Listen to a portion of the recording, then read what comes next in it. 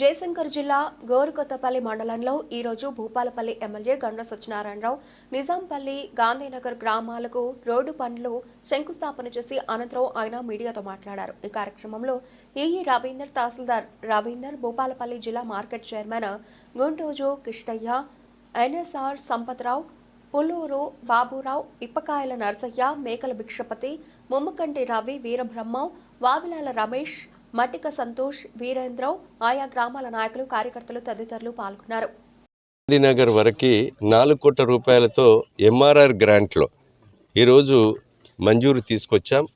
సుమారు ఈ యొక్క భూపాలపల్లి నియోజకవర్గంలో 150 కోట్ల రూపాయల విలువ చేసేటువంటి ఎంఆర్ఆర్ సిఆర్ఆర్ గ్రాంట్లో నిధులు తీసుకురావడం జరిగింది. ఈ 13 నెలల సమయంలో ఓన్లీ పంచాయతీరాజ్ శాఖ ద్వారా సీతక్క ద్వారా ఈరోజు 150 కోట్ల రూపాయల నిధులను ఈ భూపాలపల్లి నియోజకవర్గంలో గత 63 సెంటీమీటర్ల వర్షం పడి రోడ్డు అన్నీ కూడా బ్రీచ్ అయి తెగిపోతే వాళ్ళ ప్రభుత్వంలో 6 నెలలు చేయకపోతే ఈ 150 కోట్లతో పంచాయతీరాజ్ రోడ్లన్నీ కూడా చేయడం జరుగుతుంది. అందులో ఈ నిజాంపల్లిలో కూడా ఇక్కడ నిజాంపల్లి నుంచి మరి 3,80,000 4 కోట్ల దాకా గాంధీనగర్ వరకు ఈ యొక్క 2 పనులను మనము ఈరోజు శంకుస్థాపన చేసుకోవడం జరిగింది. తక్షణమే పని కూడా ప్రారంభిస్తాం. ఈ గ్రామస్తులకు కానీ అదేవిధంగా శాంపేట మండలం కానీ ఆ దూర ప్రాంతాల నుంచి వచ్చేటువంటి మెయిన్ రహదారి గోరుకొత్తపల్లి మండల హెడ్ క్వార్టర్కి పోయేటువంటి దారి ఇది. ఈ దారిని మంచిగా చేయాలనే ఒక ఉద్దేశంతో ఈరోజు శంకుస్థాపన చేయడం జరిగింది. అదేవిధంగా గోరుకొత్తపల్లి నుంచి రాజక్కపల్లె వరకు డబుల్ రోడ్ కొరకు కూడా 5 కోట్ల రూపాయలు ప్రతిపాదనలు పంపాం. దాన్ని కూడా మంజూరు తీసుకొచ్చి అది పని కూడా త్వరితగతిన పూర్తి చేస్తాం. అదేవిధంగా గోరుకొత్తపల్లి నుంచి బాలయ్యపల్లెకి పోయే చిన్నకోడపాక పోయే లింకును కూడా 1,50,00,000 రూపాయలు ప్రతిపాదనలు పంపాం. అది కూడా 4-5 రోజులలో మంజూరు తీసుకొస్తాం. అనేక గ్రామాలు కూడా ఈ యొక్క గోరుకొత్తపల్లి మండలానికి మరి ఎంఆర్ఓ బిల్డింగు, ఎంపీడీఓ బిల్డింగు, రేపు ప్రైమరీ హెల్త్ సెంటరు, అదేవిధంగా ఒక అంబులెన్సు, అదేవిధంగా ఒక పోలీస్ స్టేషన్ కూడా గోరుకొత్తపల్లికి అతి త్వరలో గౌరవనీయులు ముఖ్యమంత్రి రేవంత్ రెడ్డి గారి దృష్టికి తీసుకెళ్లాను. దరఖాస్తు ఇచ్చాను, ఎస్పీకి రాశారు, ప్రతిపాదనలు పోయినాయి. ఇవన్నీ కూడా అతి త్వరలో మొన్న వైద్య ఆరోగ్య శాఖ మంత్రి వచ్చినప్పుడు మా గోరుకొత్తపల్లికి కూడా అదనంగా ఒక అంబులెన్స్ ఇవ్వాలి, ఒక ప్రైమరీ హెల్త్ సెంటర్ ఇవ్వాలి అని చెప్పాను. మరి వీటితో పాటు పోలీస్ స్టేషన్ కూడా ఇక్కడ గోరుకొత్తపల్లి మండలానికి తెచ్చి ఒక మండల వాతావరణం తీసుకొస్తాం. గతంలో మండలం చేశారు, తహసీల్దార్ గారు బల్లే ఆఫీసు నడిపారు, ఎంపీడీఓ ఆఫీసు లేదు, ఒక ఎంఆర్ఓ ఆఫీసు లేదు. ఎంఆర్ఓ ఆఫీసుకు కూడా 1,20,00,000 ఇచ్చాం, ఎంపీడీఓ ఆఫీసుకు 1,20,00,000 ఇచ్చాం. అవి కూడా భవనాలు కూడా పనులు ప్రారంభించాం. ఒక మండల హెడ్ క్వార్టర్లో మంచి వాతావరణాన్ని కల్పించే విధంగా గోరుకొత్తపల్లి ప్రజలకు అందుబాటులో ఉండే ప్రతి ఆఫీసును తీసుకొచ్చి ప్రజలకు ఉపయోగపడే విధంగా చేస్తాం. ఈ నిజాంపల్లి, గాంధీనగర్, గోరుకొత్తపల్లి అదేవిధంగా దూర ప్రాంతాల నుంచి వచ్చేటువంటి వాళ్ళందరికీ కూడా భూములకు పట్టాలు కాలేదు.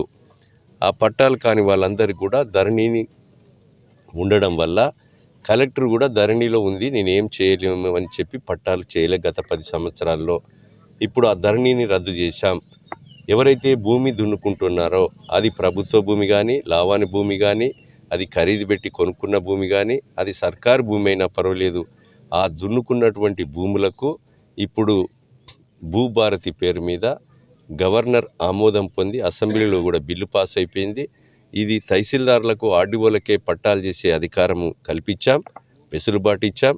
వాటికి కూడా మరి పేదవాళ్ళందరికీ కూడా పట్టాలిచ్చి రైతు భరోసా ఎకరాన 6,000 రూపాయలు, అదేవిధంగా చనిపోతే రైతు బీమా, బ్యాంకులో పోతే పంట రుణం వచ్చే విధంగా ఈ ప్రభుత్వం చేయడం జరుగుతుంది.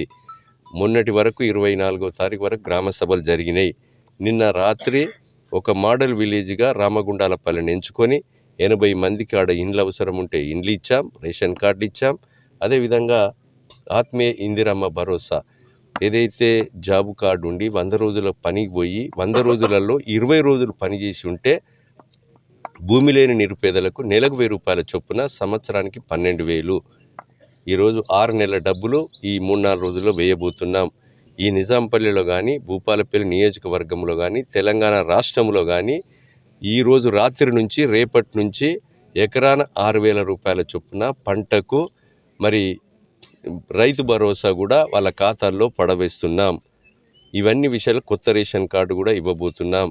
ఈ ప్రభుత్వం వచ్చిన తర్వాత ఎన్నికల ముందు చెప్పిన మాటలు మహిళలకు ఉచిత బస్సు ప్రయాణం కల్పించాం, గృహవసతి రైతుల కొరకు ఫ్రీ కరెంట్ అందిస్తున్నాం, 500 వంట గ్యాస్ సిలిండర్ ఇస్తున్నాం. అదేవిధంగా ఈరోజు 5 లక్షల ఆరోగ్యశ్రీని 10 లక్షలకు పెంచి 21,000 కోట్లు భారతదేశ చరిత్రలో రైతుకు 2 లక్షల రుణమాఫీ కూడా చేసి 55,670 ఉద్యోగాలు కూడా ఇవ్వడం జరిగింది.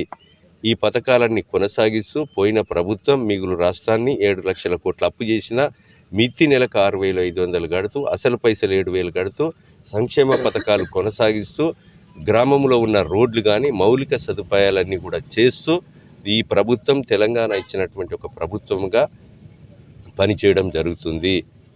రేగొండ ఉమ్మడి మండలంలో ఏ పనులైతే ఎన్నైతే ఉన్నాయో దేవాలయాలకు కానీ అదేవిధంగా టూరిజం ప్లేస్లకు కానీ అన్ని రకాలుగా ఈ నియోజకవర్గంలో మరి నా యొక్క ఉద్దేశం, ప్రజలు నాకు అవకాశం ఇచ్చారు. పేదవాని కష్టం తీర్చడం, పేదవానికి ఇందిరమ్మ ఇండ్లు కట్టియడం, అదేవిధంగా ఈరోజు ఈ నియోజకవర్గంలో ఈ రాష్ట్రంలోనే ఒక మోడల్ కాన్స్టిట్యున్సీగా తీర్చిదిద్దాలనేటువంటి ఒక తపన, ఆతృత నాలో ఉంది. గౌరవనీయులు ముఖ్యమంత్రి గారు మాకు సన్నిహితుడు. మంత్రుల దగ్గర, ముఖ్యమంత్రి దగ్గర ఈ నియోజకవర్గ పనుల కొరకు నిజాయితీగా 1 రూపాయి లంచం లేకుండా, అవినీతికి తావు లేకుండా మరి పనులను కొనసాగిస్తాం. ఈ కాన్స్టిట్యున్సీని ఒక మోడల్ కాన్స్టిట్యున్సీగా రాష్ట్రంలో తీర్చిదిద్దే ప్రయత్నం చేస్తాం. రాబోయేటువంటి సర్పంచ్ ఎన్నికలు, ఎంపీటీసీ ఎన్నికలు, జెడ్పీటీసీ ఎన్నికల్లో కాంగ్రెస్ పార్టీని, ఈ ప్రభుత్వాన్ని ఆశీర్వదించండి. ఇంకా రెట్టింపు సంఖ్యలో రాబోయే 4 సంవత్సరాలలో మేము ఉత్సాహంగా పనిచేసే అవకాశము ప్రజలను ఇవ్వమని విజ్ఞప్తి చేస్తున్నాం.